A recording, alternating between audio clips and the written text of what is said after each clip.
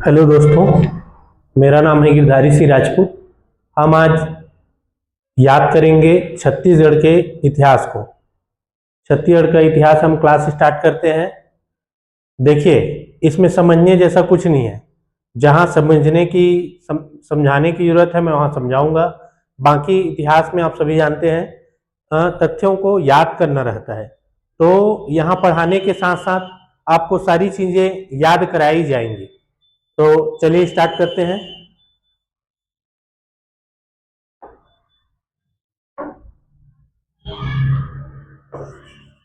छत्तीसगढ़ का इतिहास। छत्तीसगढ़ का इतिहास जैसे राष्ट्रीय स्तर पर भारत के संदर्भ में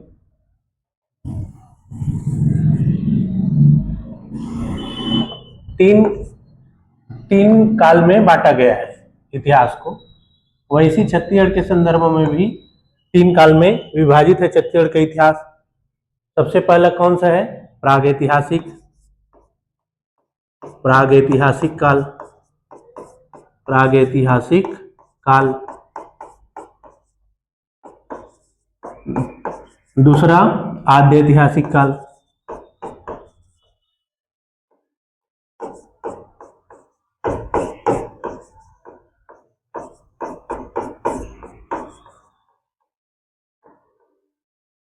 और तीसरा है ऐतिहासिक काल।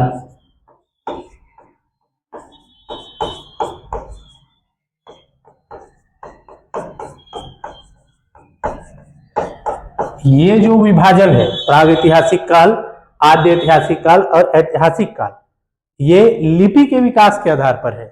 किस आधार पर है? लिपि के विकास। लिपि के विकास मतलब चलिए देखते हैं। लिपि के विकास के आधार पर, विकास के आधार पर,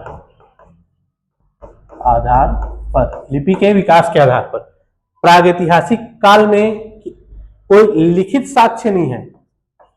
इसमें कोई लिखित साक्ष्य नहीं है। लिखित साक्ष्य नहीं।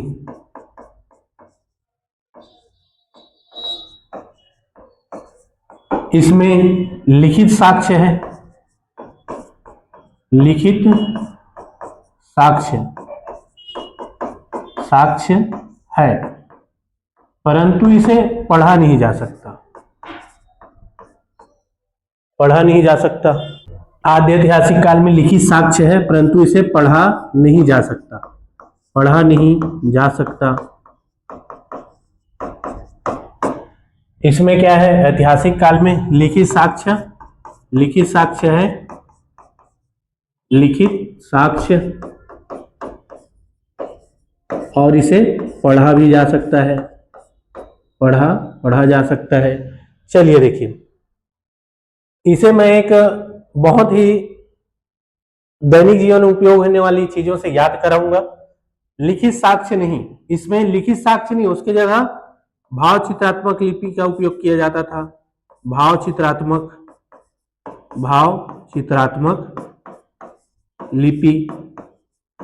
भाव चित्रात्मक लिपि मतलब जैसे कि आप लोग भी इस्तेमाल करते हैं मोबाइल वगैरह में, मैसेज में बात करते हैं, इमोजी वगैरह भेजते हैं, जो ये हंसने वाला, कोई जोक्स वगैरह भेज दिया था हंसने वाला। मान लिया जाए किसी का ब्रेकअप हो गया तो टूटा दिल वाला, टूटा दिल वाला।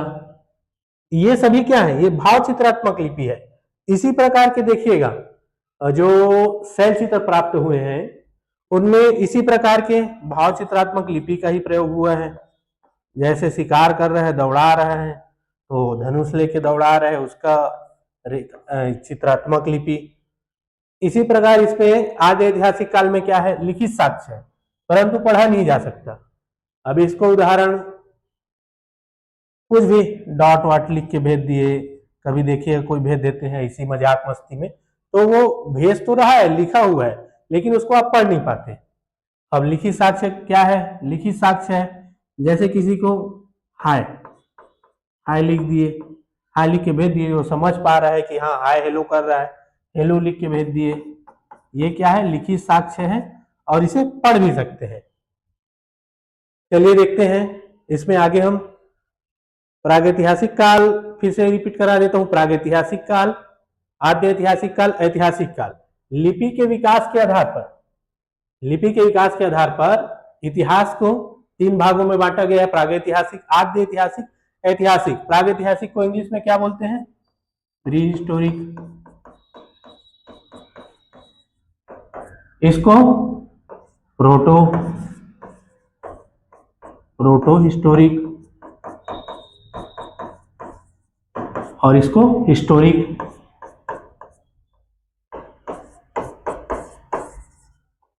हिस्टोरिक से याद आया, हिस्ट्री के जो फादर है वो कौन है? Herodotus, Herodotus. ये कौन है? हिस्ट्री के फादर ऑफ हिस्ट्री। चलिए आगे पढ़ते हैं। इसमें प्रागैतिहासिक काल को 4 भागों में बांटा गया है। आद्य ऐतिहासिक काल में सिंधु घाटी की सभ्यता, और ऐतिहासिक काल में जो 1857 की क्रांति है, मुगल काल है, ये सभी ऐतिहासिक काल में आएगा। ऐतिहासिक काल को भी कितने भागों में बांटा गया है? 3 भागों में बांटा गया है, प्राचीन, मध्य और आधुनिक। चलिए आगे पढ़ते हैं हम लोग। प्रागैतिहासिक काल, इसको कितने काल में बांटा गया है? 4 काल में। जैसे ब्रह्मा के कितने सिर होते हैं? ब्रह्मा भगवान के 4 सिर होते हैं। उसी प्रकार इसको 4 भाग में बांटा गया है, और विष्णु भगवान के एक ही सिर। और ऐतिहासिक काल, इसको महेश मान लीजिए, महेश यानी शिव भगवान, इसके त्रिनेत्र हैं। तो ये 3 कालखंड में बटा है। चलिए प्रागैतिहासिक काल में पूरा पाषाण काल, पूरा पाषाण काल, पाषाण यानी पत्थर, पूरा पाषाण काल। दूसरा, इसी को पूर्व पाषाण काल भी बोलते हैं। दूसरा मध्य पाषाण काल, मध्य पाषाण काल। तीसरा उत्तर पाषाण काल, उत्तर पाषाण काल।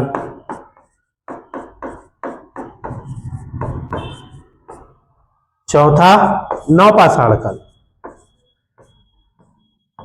नवपाषाण काल।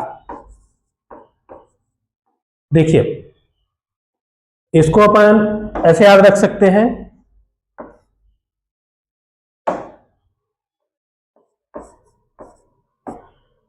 पूरा पूर्व पाषाण काल भी बोलते हैं, मध्य, उत्तर। ये तो 3 दिशा के नाम से, और ये नवा करके याद रख सकते हैं। तो पूरा, मध्य, उत्तर। उत्तर यानी बाद, और पूरा यानी पूर्व। तो उत्तर यानी बाद, जैसे मौर्योत्तर हो गया, मौर्योत्तर काल होता है। तो उत्तर यानी बाद, मतलब मध्य काल के बाद का समय उत्तर पाषाण काल, और नवपाषाण काल। इसी प्रकार आद्य ऐतिहासिक काल में सिंधु घाटी सभ्यता आती है, सिंधु घाटी सभ्यता, सिंधु घाटी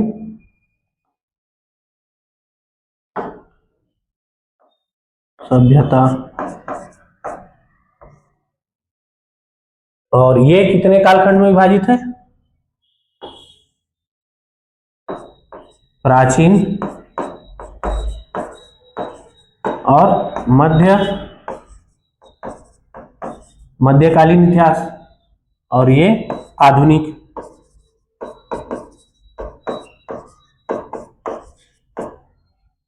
ancient history, medieval history, modern history. Sindhu घाटी सभ्यता, अभी तो आपको मान लीजिए अभी पढ़ा रहा हूं कि याद हो जाएगी आद्य ऐतिहासिक काल में सिंधु घाटी सभ्यता, लेकिन बाद में बच्चे कंफ्यूज हो जाते हैं। तो इसको ऐसे याद रख सकते हैं, ये द्या है, ये ध द करके इसको याद रखा जा सकता है, सिंधु घाटी सभ्यता। फिर से मैं रिपीट कर रहा हूं, प्रागैतिहासिक काल, आद्य ऐतिहासिक काल, ऐतिहासिक काल। छत्तीसगढ़ का इतिहास 3 कालखंड में विभाजित है, प्रागैतिहासिक काल, आद्य ऐतिहासिक काल, ऐतिहासिक काल। प्रागैतिहासिक काल, प्री हिस्टोरिक, प्रोटो हिस्टोरिक और हिस्टोरिक। इसी प्रकार इनका विभाजन हुए हैं। प्रागैतिहासिक काल को 4 भागों में बांटा गया है, पूरा पाषाण काल, मध्य पाषाण काल, उत्तर पाषाण काल, नवपाषाण काल। आद्य ऐतिहासिक काल में केवल और केवल सिंधु घाटी सभ्यता आती है। ऐतिहासिक काल में ऐतिहासिक काल 3 भागों में विभाजित है, प्राचीन, मध्य और आधुनिक। ये है। अब हम बारी बारी करके छत्तीसगढ़ के संदर्भ में इन चीजों को याद करेंगे कि पूरा पाषाण कालीन स्थल कहाँ कहाँ प्राप्त हुए हैं। जैसे भारतीय स्तर पर हम बात करें तो भीमबेटका जो है शैल चित्र वो प्रागैतिहासिक काल का है। उसी प्रकार छत्तीसगढ़ में सिंघनपुर की गुफा है। सिंघनपुर की गुफा की तुलना किससे की जाती है? भीमबेटका से। तो इसको छत्तीसगढ़ का भीमबेटका किसको बोलते हैं? जो सिंघनपुर की गुफा है उसको छत्तीसगढ़ का भीमबेटका कहा जाता है। आगे हम याद करते हैं ऐतिहासिक काल में जितने भी प्राचीन काल के राजवंश, मध्यकाल में जो राजवंश है और आधुनिक काल में जो राजवंश है, इन सभी को पहले याद कर लेते हैं, क्योंकि इसका जो स्ट्रक्चर है वो एक बार दिमाग में छप जाए तो इससे चीजें याद करने में आसानी होगी। तो चलिए आगे बढ़ते हैं हम। ऐतिहासिक काल को कितने भागों में बांटा गया है? 3 भाग में, प्राचीन, मध्य, आधुनिक। ये कौन सा?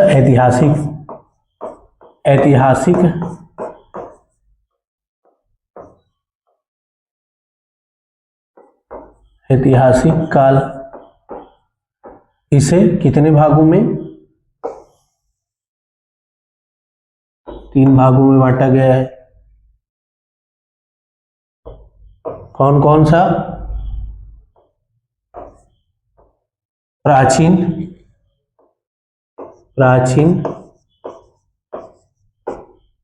मध्य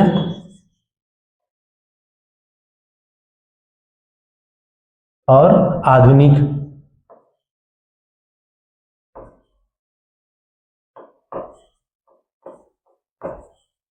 तो देखिए छत्तीसगढ़ के संदर्भ में हम पढ़ रहे हैं तो प्राचीन काल में कौन कौन सा काल आता है? देखिए प्राचीन याद रखने से, देखिए याद कैसे? प्राचीन, वेद प्राचीन होते हैं तो इसमें पहला आएगा वैदिक काल।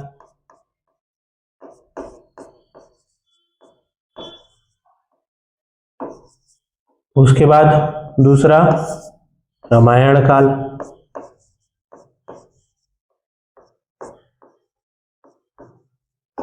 तीसरा महाभारत काल,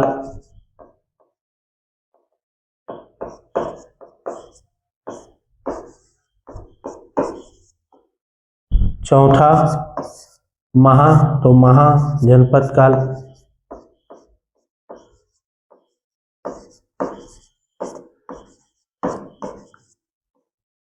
पांचवा मौर्य वंश, मौर्य काल, छठवा सातवाहन,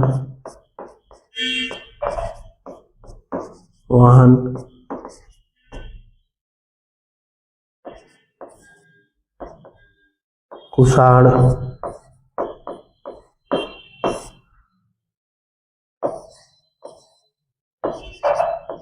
मेघ,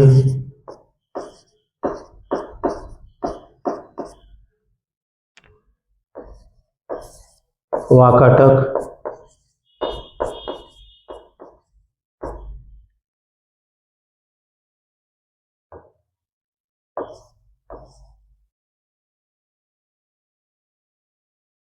मित्रवन,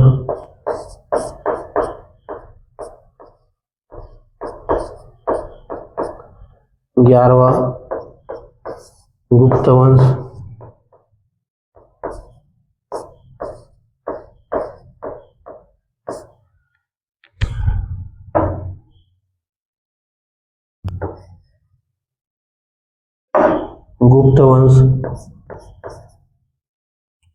गुप्त वंश। 12 राजर्षि तुल्य वंश। राजर्षि तुल्य वंश। 13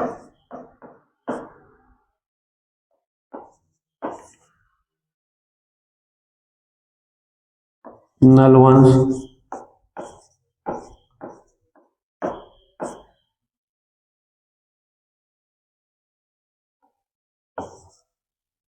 14 पर्वतद्वारक वंश।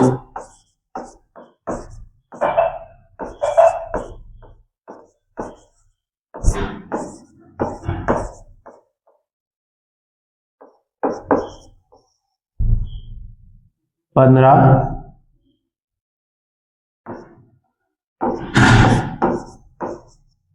तरमपुरी।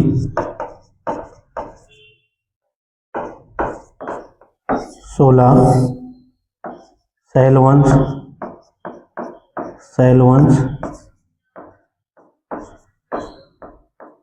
17 पांडुवंश।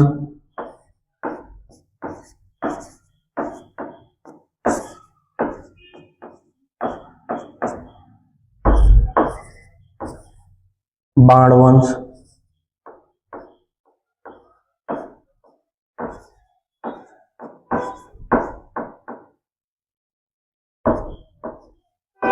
16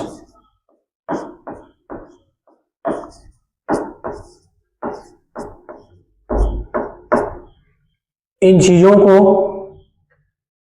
यहां 19 वंश जो है इसको याद करना बहुत ही आसान है। मैं एक छोटा सा स्टोरी के माध्यम से आपको सारी चीजें याद करा दूंगा। चलिए देखते हैं। इसमें प्राचीन यानी क्या? पुराना। वेद पुराना है तो यहाँ वैदिक काल, रामायण काल, महाभारत काल, महाजनपद काल। जनरली जो लोग हैं उसको भूल जाते हैं, त्रेता द्वापर, द्वापर त्रेता ऐसे कर देते हैं। तो उसके लिए एक अपने पास ट्रिक है, एसटीडी कॉल। मतलब सतयुग,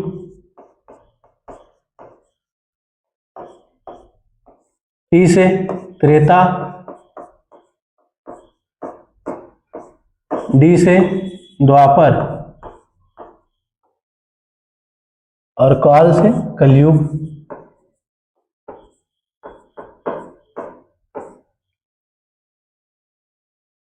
वो एक ठो सुने होंगे, कृष्ण राज में दूध दही, राम राज में घी, और कलयुग में दारू मिले फूक फूक के पी, ऐसा टाइप का। सतयुग, त्रेता, द्वापर, कलयुग। तो सतयुग, त्रेता, द्वापर, कलयुग, एसटीडी कॉल। चलिए अब ये यहां तक ठीक। ये मौर्य वंश, सातवाहन वंश, कुषाण वंश, मेघ वंश, वाकाटक वंश, मित्र वंश और गुप्त वंश। इसको ऐसे याद रखेंगे। मेरा वाहन किसका? मेरा वाहन, मेरा वाहन, मेरा वाहन काश मेघ में, काश मेघ में,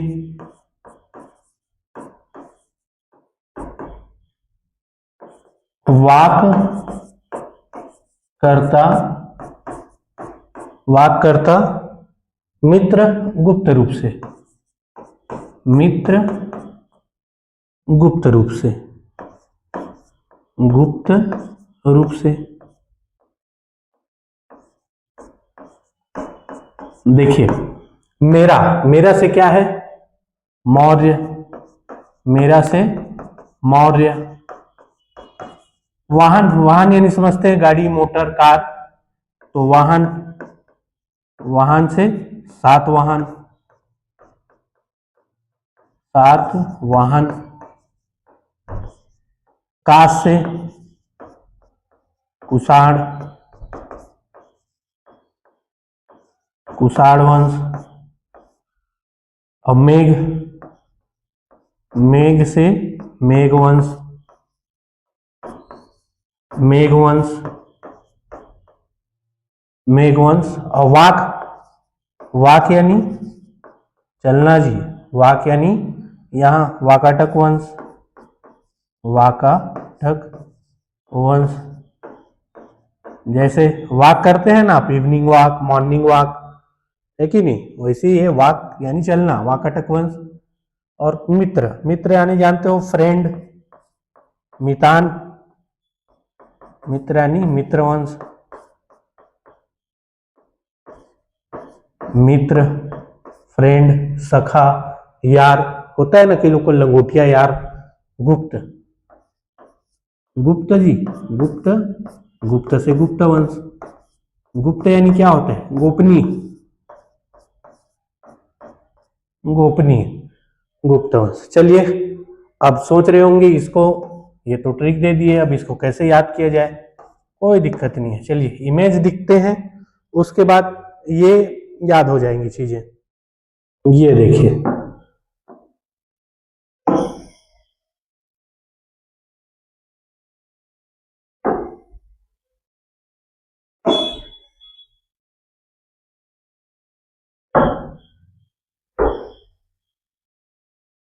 ध्यान से देखिए,